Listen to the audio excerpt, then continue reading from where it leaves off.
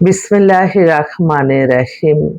সকল প্রশংসা আল্লাহর, সকল ক্ষমতার মালিক আল্লাহ মহান।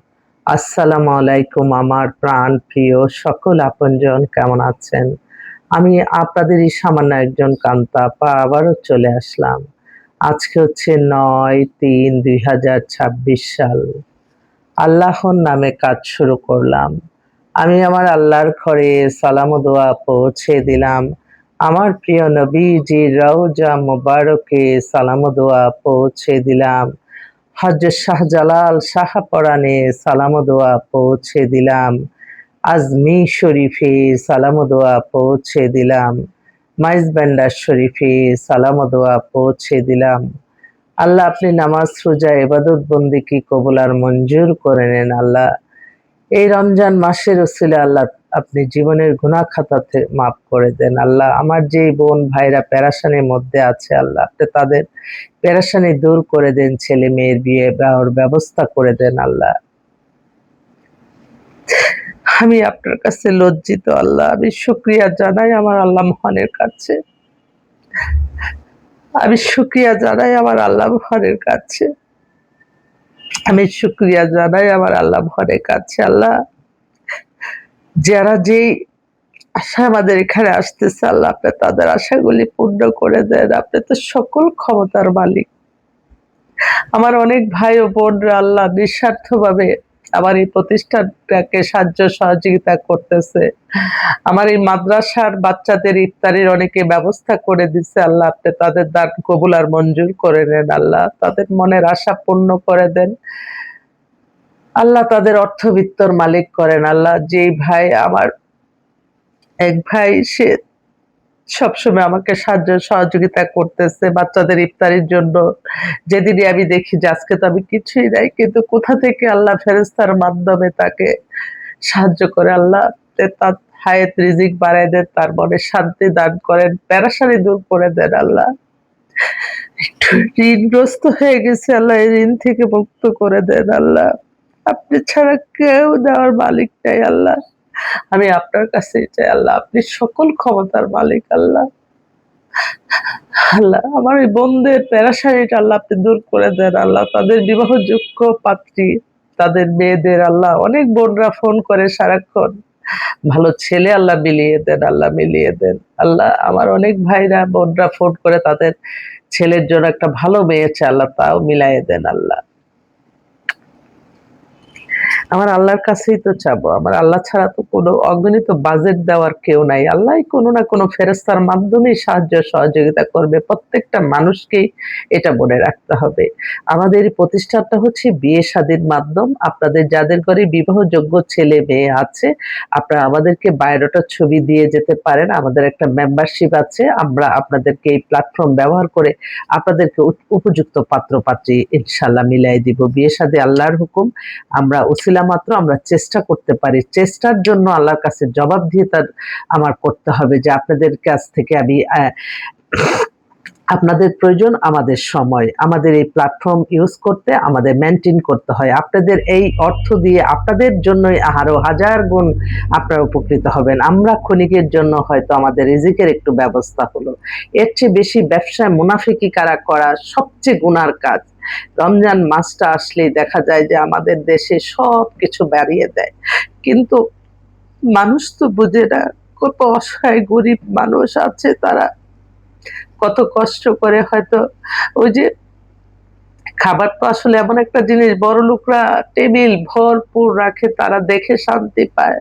আর অনেক অসহায় মানুষ আছে, তারা হয়তো এই ভালো খাবার চোখে তো দূরে থাক, দেখেও না। খাবার তো দূরে থাক, চোখেও দেখে না। তাই বৈষম্যহীন বাংলাদেশ তখনই হবে যখন আপনি আপনার প্রয়োজন মিটিয়ে যা থাকবে আপনি দান দক্ষিণা করবেন গরিব অসহায়ের মাঝে। মসজিদ, মাদ্রাসা, এতিমখানা যারা সারাক্ষণ আল্লাহর ডাকে আলেম ওলামা, তারা যাতে কোনো কষ্টে না থাকে সেদিকে আমাদের সকলেরই খেয়াল রাখতে হবে। আমাদের কেন সাহায্য চাইতে হবে? আপনারা দেখেন, আমি একদম বাস্তব একটা কথা বলি। আমার চোখের দেখা আমরা সামান্য ক্ষুদ্র মানুষ, অনেকে কারো বিয়ে শাদী যেমন কাজ, এরকম কিন্তু অনেকেরই পরিবারে অনেক কাজ থাকে। এই সমস্যা, চাকরি হচ্ছে না বা এক জায়গায় আছে আরেক জায়গায় যেতে চায়। তো অনেক আশা করে আমাকে বলে। তখন আবার যেহেতু এই বিয়ে শাদীর মাধ্যমেই তো অনেকের সাথে পরিচয়, আমি সব জায়গায় যে ঠিক আছে যাই না, তার যদি একটা উপকার হয়, হয়তো রাষ্ট্র যারা পরিচালনা করে তাদের কাছে গেলে তারা বলে, আপনি কে? আপনি কোন দল করেন? আপনি কিসে আছেন? এরকম না করে কি বলতে পারে না যে হ্যাঁ, আপনার কি সমস্যাটা? আমরা যাদের কারণে আমরা আজকে এই গর্জিয়াস লাইফ, গাড়ি-বাড়ি সবকিছু ভোগ করি, তাদের তো পরিচয় না, সে মানুষ আল্লাহর সৃষ্টি। হ্যাঁ, এই কাজটা আপনার একটা ফোনে হয়ে যাবে, একটা সিগনেচার ঠিক আছে, আপনি দোয়া করেন।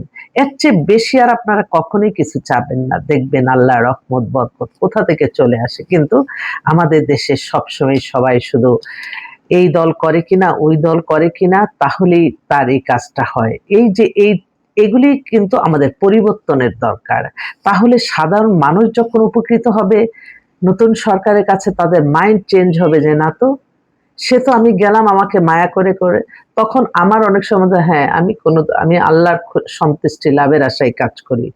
আমার আল্লাহর সন্তুষ্টির জন্য আমি যেকোনো কাজ করতে পারবো যেটা আল্লাহ খুশি হবে, এবং ইসলাম পৃথিবীর শ্রেষ্ঠ ধর্ম, ইসলামকে অনুসরণ করে সব চলবো। তাহলেই আলহামদুলিল্লাহ ভালো থাকবেন। মানুষ কত রকম মুখরোচক গল্প বানাতে পারে। আরেকটা কথা, যেই মানুষটা আপনার কাছ থেকে ১ কাপ চায়েরও উপকার পাবে, সেই মানুষটার সম্পর্কে কখনো আরেকজনের কাছে খারাপ যে বলবে, যে শুনবে, তার মাইন্ডে রাখবেন যে তার ইনফরমেশনই আমাদের বিয়ে হলো। অথচ তারই খারাপ বলতেছে। তাহলে আমাকে কত না করতে পারে। আল্লাহ অকৃতজ্ঞ মানুষকে পছন্দ করে না। কৃতজ্ঞকারীকে আল্লাহ সবচেয়ে পছন্দ করে। এটা আমি তো সারাটাক্ষণ আল্লাহর কাছে, আপনারা কল্পনা করতে পারবেন না আমার চোখের পানি প্রতিটা সময়, প্রতিটা মুহূর্ত আমার আল্লাহর কাছে শুকরিয়া জানানোর জন্য, আমার আল্লাহর কাছে শুকরিয়ার জন্য, আমার আল্লাহর কাছে শুকরিয়ার জন্য। মানুষের sympathy, হ্যাঁ, চোখের পানি কখন আসে আমার আল্লাহর কাছে, যখন আমি লজ্জিত হয়ে যাই। আমি যখন আর চলতে পারি না যে আল্লাহ আপনি সাহায্য করেন। আল্লাহ যে কোথা থেকে সাহায্য করে আমি তো বুঝাতে পারবো না। আমার কষ্ট এটাই। যাক, হ্যাঁ, একটা বোন ফোন দিছে, উনার মেয়ে কানাডায় থাকে, দেখি কি বলে। হ্যাঁ, জি আপা। হ্যাঁ, জি, আসসালামু জি আলাইকুম। ম্যাডাম। এই জি। যে হুম। আমার দেখাচ্ছিলাম তো কোর্সটা এখন হ্যাঁ, হ্যাঁ।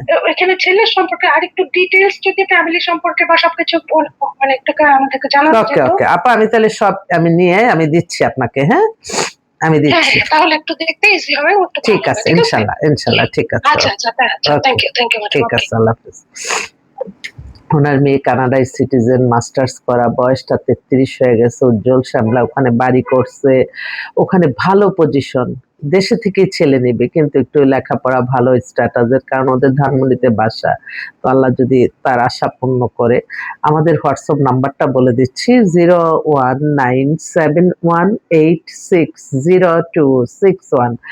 আজকে একটা খুব এক্সক্লুসিভ ২ টা পাত্র আমি এটা দেখতেছি যে আমাদের যে পাশের দেশ ইন্ডিয়া, কলকাতা, ওখানকার মানুষ না বাংলাদেশের মানুষকে খুব পছন্দ করে। তারা এই দেশে বিয়ে করতে চায়। একটা ভাই, উনি ওখানে সরকারি চাকরি করে, হেলথে আছে। উনার বয়স ৫০।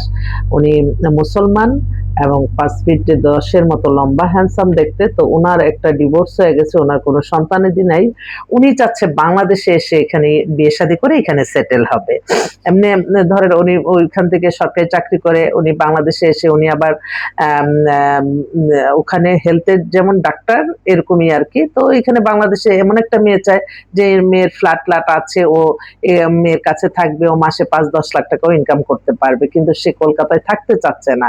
তো আমাকে বলল, আমি এরকম কয়েকটাই পাত্র, মানে কলকাতার অনেক পাত্র ভাইরা আছে যারা কিনা আমাদের কাছে, আমাদের দেশে এসে বিয়ে করে এখানে সংসার করতে চাচ্ছে। তো আমার কোনো বোনরা আছে এরকম যে ভালো হ্যান্ডসাম ছেলে, বয়স কিন্তু বোঝা যায় না, হ্যান্ডসাম আছে, কলকাতার ছেলে বাংলাদেশে এসে বিয়ে করবে, এখানে থাকবে, উনি ওনার আর্ন করবে, আর উনি তো বিত্তশালী, কিন্তু বাংলাদেশে এসে একটা ভালো একটা লাইফ চায় সে।